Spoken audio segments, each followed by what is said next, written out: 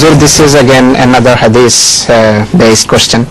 The hadith is Rasul Kareem sallallahu alaihi wasallam said that man qutila duna malihi wa irzihi fahuwa shaheed. He requests Zu to elaborate on it. There are many categories of martyrdom in Islam.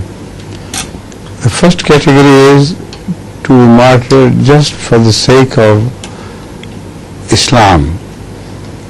When transgression is committed against you and efforts are made to interfere in your prayers, in your performance of all the Islamic deeds,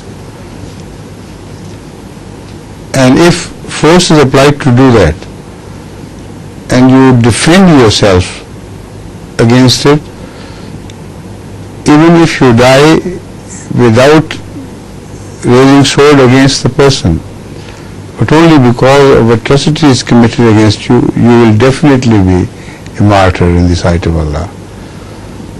That is the best one. The second word shahadat means that note is taken by the people of some unnatural deaths.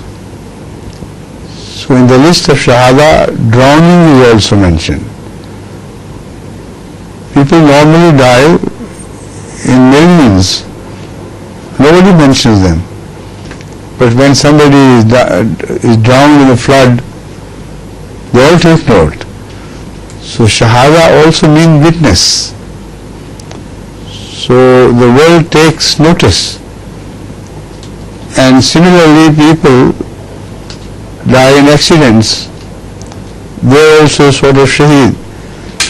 So if you read the long list of shahadat as mentioned by Hazrat Rasulullah sallallahu alaihi wasallam, then you will come to understand the difference between ordinary shahada like this and the real shahada, which is truly martyrdom in the sight of Allah.